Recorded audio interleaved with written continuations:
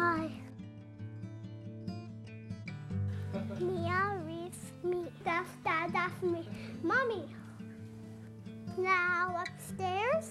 I put this one more, but I missed it. My curtain that Grandma gave to me. Kendall, Sleeping Beauty, Snow White, Cinderella, Belle.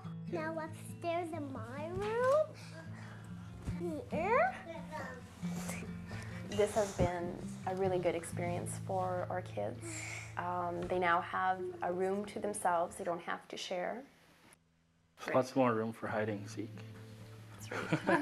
You know, and I'm trying to build them a skating rink out in the back right now. I mean, there's stuff you can't do in an apartment for your children that they can definitely do better in your own home.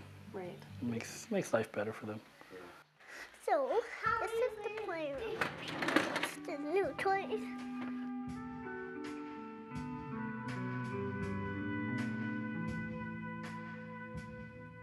Before we lived here, we were living in a 2-bedroom apartment. That's when we found out about Quint. They had delivered fires. So we went to one of their meetings, and then you had to fill out an application and also write down why you wanted to be a homeowner.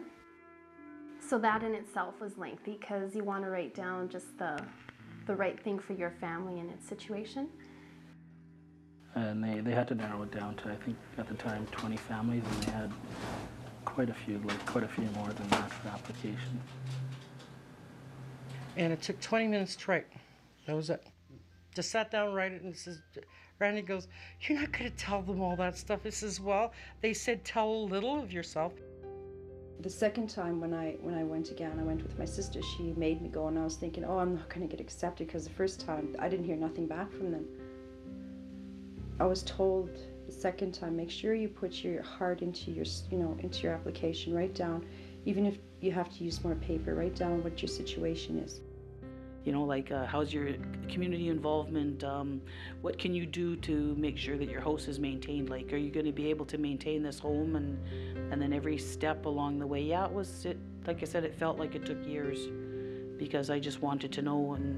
And I think once they said, okay, you're in, then it was like, whew, like finding a house after that was nothing. It was just knowing that, okay, you can look now because you will get a house.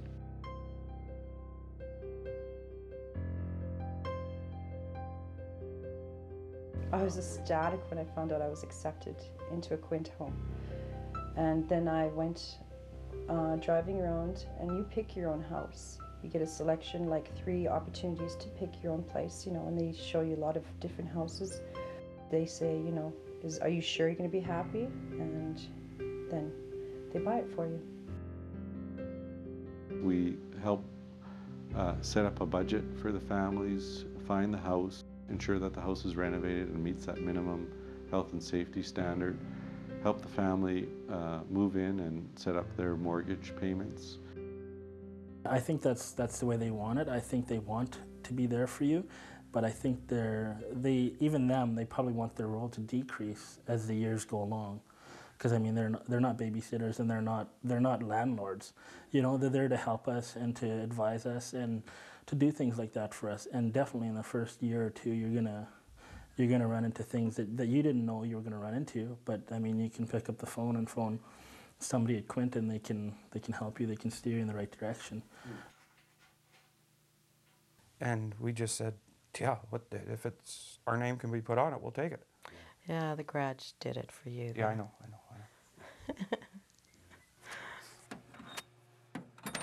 Took so long for it to sink in, like you're not renting anymore. Like, well, you are sort of, but you are going to own your own home. And it cleans up the neighborhoods. Like because the slumlords have had enough already. So the houses come up for sale, Quint buys them, gives somebody else an opportunity. Yeah. Like it makes a heck of a difference in the neighborhood. Being at a meeting where one gentleman once said, he says, why doesn't Quint organize a co-op of 100 or 200? And I says, no, it won't work. For 2 reasons. It's hard enough to get 10 people to agree. Like I tell all the co-op members, you're 1/10 of your co-op. If you don't stand up for yourself, no one else is going to stand up for you. You have a question, say it. And like you have 10 families that you deal with on a monthly basis, and some of the things that you have to, like the committees, housing committees, you don't always agree with the decisions that are made, but in the end you have to try and come together, and you know, the outcome is going to be that you're going to own your own home because of all of this. So. When I first started in the co-op, I was kind of flustered with the policies, the regulations, and the bylaws. And after a while, after you use the bylaws and the policies, then it's a lot easier. You know, I think the scariest part was just learning to trust the 10 members that are in your co-op. You know, so every meeting that you go to, you kind of get to know them a little bit. You know, and if there's any workshops, you go to there and you get to know them a little bit more and stuff like that. So. And getting 10 people working together as one. I mean, we all own 1/10 of that house as a co-op. So each of you can help out. If someone has a problem with a fence, well, we'll use a fence for example. You got 9 other families. Geez, can you come and help me out building a fence? I don't know how to do it. I've got the stuff. Well, there's got to be some people there who can give them a hand. So we all can build a fence. And if you have a tool that another co-op member doesn't have and they need to borrow it, it's that type of thing that you're, you know, if you have it, you loan it, and, you know. There's funds available you put into a fund every month you can do workshops. Like, let's say if I want to learn how to change my faucets, we had funds available that we could, you know, hire a plumber or something to come in to do a workshop with us so we could learn how to do that. So all along the way, if there was anything that anybody really had an interest in learning, there was always the opportunity to do that, to learn how to do it. It's about working collectively together and helping the other members of the co-op so that they all move forward together. And there's a tremendous number of skills that are unaccounted for until Quint came along and said these are important skills, and when we all share, we can benefit. So it's a pool of skills as well as capital that has made it possible.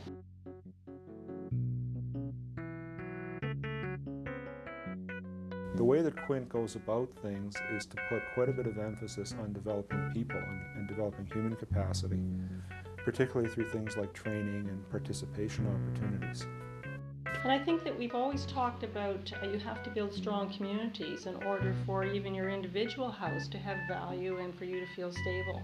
And that's how Quint works holistically, really, on the end goals of a better community. We are talking about modest houses, and houses that are being renovated to a provincial health and safety standard. We're not renovating back to a new condition standard, right? When you get all the paperwork from Quint and you look at the assessment of the property in the house, like they bought the house for X number of dollars, but after you living in it and doing some renovation downstairs, fixing the yard up or whatever, fences, gates, you know, that all has to do with the assessment of the property, you know, and it goes up. Here's the one that I like the best here. That was the wallpaper and that was the floor. And then a nice leafy wallpaper. There was probably 8 to 10 layers of wallpaper on here. So it peeled off like wood, almost like panel board. That's how thick the wallpaper was. And this literally, for these 2 rooms, took us about 40 hours of manpower just to take the wallpaper off. Instead of being, they were all old cast, you know, and of course half plugged from all the years. Did some electrical work, had an electrician come in. Quint supplied the electrician. They changed all the plumbing, put all copper in, downstairs and upstairs, and all plastic drains and everything. And it was just stuff that had to be done. What you're fixing up for yourself, not for a landlord. And it's simple. You don't have to be a rocket scientist to change a drain, you know. You take out the old cast and put in the plastic. It's too easy, you know. It makes you feel good too that you're actually improving the properties, and so I think it's really helped us to become more responsible that way. It does make a difference of the ripple effect, and we've seen that quite often in the homes that we buy, and the families move in, and that ripple effect is as soon as this property gets, the grass cut on a regular basis and it gets painted, then it seems to have the effect on the house next door and the house next door, because now my house that seemed to be okay is now looking really crappy. So then I have to keep up, and it does ripple. I had more of a future, because I was leaving something for my children, namely this, my castle. Quint didn't promise us a castle. They promised we'll help you get into your own home. And that's all I wanted was give me the opportunity. And that's what they gave me, was an opportunity. We had a co-op meeting tonight, our regular monthly meeting. It's our last meeting before the summer. We break for the summer and then we resume in September. We decided to have a barbecue because it is our last meeting for the summer on July 9th. All the co-ops, we get together and have a barbecue and pool party. That's about it. We have fun, lots of fun. There's usually 9 to 10 co-ops there. So that's the summertime. And then we have our Christmas parties. Yeah. Where we get together and have kind of a potluck and buy Christmas presents. Have Christmas presents for the kids, and Sandy comes in. It's something that everybody looks forward to every summer. Kids do. That's what it's all about, is the kids.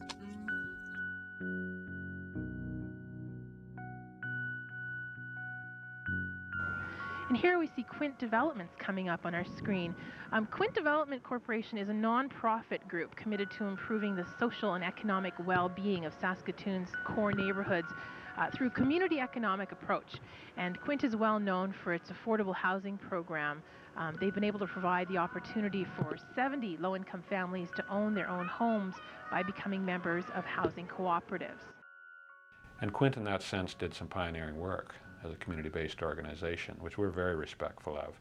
And I think Quint, in a phrase, gave the 5 Quint neighborhoods a lot of confidence. It gave that neighborhood an additional voice in its housing programs, and in that sense has been very much a stabilizing influence for those neighborhoods. It definitely opens up more doors for us.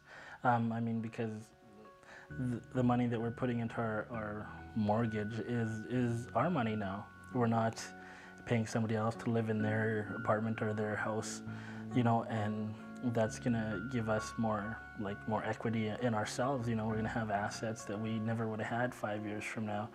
I think for me, it's the same as Corey, but as well to see the kids,